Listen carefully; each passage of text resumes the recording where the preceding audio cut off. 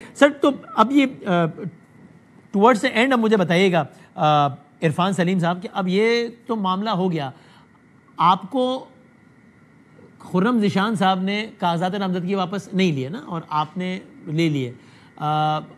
Party اگر کوئی کارروائی کرتی ہے ان کے خلاف تو آپ کوشش کریں گے کہ ایسا نہ ہو، یا آپ کا ان کا موقف الگ الگ ہے؟ دیکھیں میری بات سنیں، ہم چاروں نے ایک ساتھ چلے، عائشہ بانو میڈم، ارشاد حسین صاحب جو سابقہ آئی جی اور خرم ذیشان صاحب، ہم سب ایک ساتھ چلے. ہم نے تمام جو ہے وہ آخری حد تک ہم ساتھ گئے. پھر ہماری جو آخر میں جو ہم نے کوشش یہ کی کہ ہم کنسنسس کے ساتھ وہ ڈیسیجن کریں کہ ہم نے کیا کرنا ہے. وہاں پہ خرم بھائی کا جو ڈیسیجن تھا وہ الگ تھا، باقی تین لوگوں کا، ہم تین لوگوں کا الگ تھا. تو ہم نے جو ہے اس کے مطابق فیصلہ کیا. یہاں پر جو خرم بھائی گئے ہیں، میں تو سب سے پہلے خرم بھائی نے جو سٹینڈ لیا ہے، میں ان کی شجاعت پہ اور ان کی دلیری پہ ان کو سلام پیش کرتا ہوں. اور پارٹی اگر اس کے خلاف ایکشن لے گی تو میں بھی اس کے اوپر بات کروں گا کہ بھائی آپ کیوں ایک بندہ جو نظریے کی بات کرتا ہے، جو عمران خان کی سٹیٹڈ پالیسی کی بات کرتا ہے، جو عمران خان کہتے ہیں کہ جو لوگ 26ویں آئینی ترمیم لے کر آئے ہیں پچھلے 3 سالوں سے اس ملک میں اور پاکستان تحریک انصاف کے اوپر جتنے مظالم کیے گئے، ہمارا قائد قید ہے، ہمارا وائس چیئرمین قید ہے، ہماری قائد کے خاتون خانہ جو ہے عمران خان کی خاتون خانہ بشرا بی بی قید ہے، ان کے خاندان کے لوگوں تک رسائی نہیں دی جا رہی، ان کے کارکنوں کو ملٹری کی قید سے جو ملٹری کورٹس نے سزا دی ہے. اس تمام انسانی حقوق کی شدید ترین خلاف ورزیاں ہو رہی ہیں. جو نظام اس وقت چل رہا ہے وہ ان اناؤنسڈ مارشل لا ہے، اور یہ تمام پولیٹیکل پارٹیاں اس کو سپورٹ کر رہی ہیں. عمران خان صاحب کہتے ہیں کہ میں ان کے ساتھ نہیں بیٹھتا، ہم جا کر جو ہے ادھر خیبر پختونخوا میں ان کے ساتھ بیٹھتے ہیں. اور پھر بیٹھتے بھی کن ٹرمز کے اوپر ہے؟ پہلے تو بیٹھنا نہیں چاہیے. ہمیں اپنی عددی اکثریت کے بلبوتے کے اوپر ہمیں الیکشن کرنا چاہیے تھا کہ جاتے اور ہم الیکشن لڑتے. میں دعوے سے کہتا ہوں، آج آپ نے دیکھا نا، ہمیں بار بار کہا گیا کہ ہمارے 25 ایم پی ایس جو ہیں وہ ہم سے چلے گئے ہیں، وہ جو ہے ہمیں خطرہ ہے کہ وہ مخالف کینڈیڈیٹس کو جو ہے وہ ووٹ ڈالیں گے. لہٰذا آپ سے درخواست ہے، مجھے خود یہ کہا گیا کہ مراد سعید کو جو ہے وہ اس کا خطرہ ہے کہیں وہ نہ ہار جائے. اور اس کے بعد پھر جس طریقے سے تمام لیڈرشپ نے، میں زیادہ اس کے اوپر بات نہیں کرتا، لیکن آپ کو بھی ایک غلط امپریشن دے کر جو وہ کاغذ وڈرا کروایا گیا. جی آپ کو بھی ایک غلط امپریشن دے کر آپ سے کاغذات وڈرا کروائے گئے. ایگزیکٹلی میں نے تو کل کہا ہے کہ ایز پروٹیسٹ جو ہے ہم اپنے کاغذات واپس لے رہے ہیں.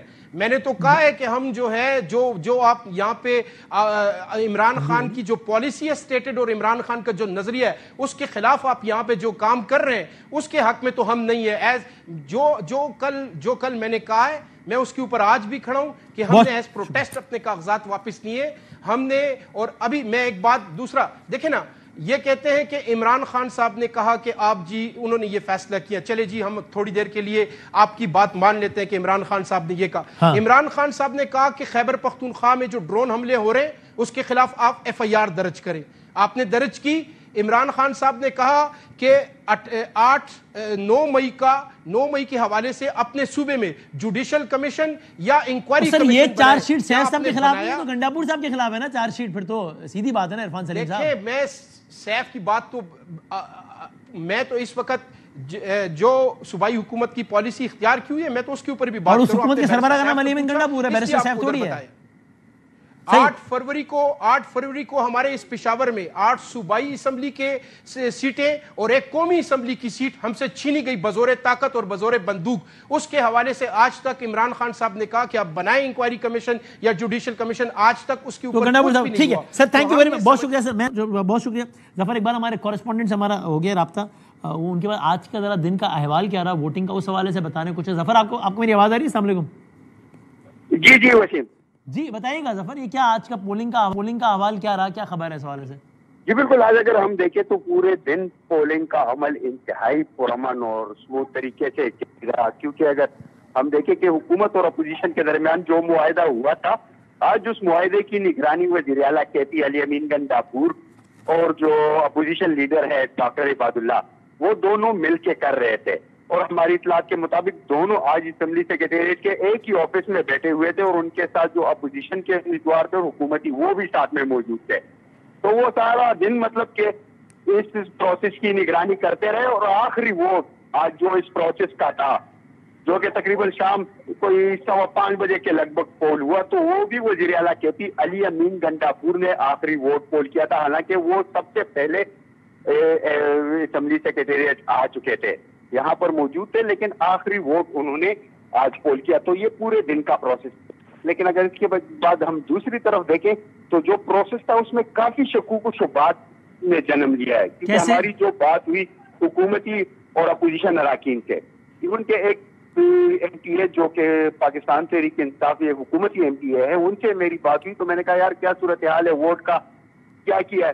تو کہتا ہے یار ووٹ کیا تھا, مجھے تو ووٹ دیا کہ یہ جا کے ڈالاؤ. مطلب ایم پی ایز نے ووٹ ڈالا ہے لیکن اپنا نہیں, دوسرے ایم پی اے کا جو وہ خالی باہر لے کے آئے تھے. تو یہی مطلب 3-4 ایم پی ایز نے ہم جس سے ہماری بات ہوئی, جن کے ساتھ تھوڑی گپ شپ تھی, تو انہوں نے مجھے یہ بتایا کہ ہم نے ووٹ ڈالا ہے لیکن ہمیں پہلے سے ایک ووٹ دیا گیا تھا. جبکہ سب سے اہم بات یہ تھی کہ ان ووٹوں میں جنرل نشست پر جتنے بھی مطلب اراکین تھے, چاہے وہ حکومت کے ہو یا اپوزیشن ہو, انہوں نے 7 ترجیحات رکھی تھی.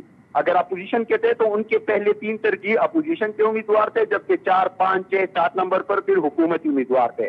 کہ اگر کوئی وہ ہو تو پھر سب کے مطلب وہ ترجیحات کاؤنٹ ہو اور وہ امیدوار نکلے.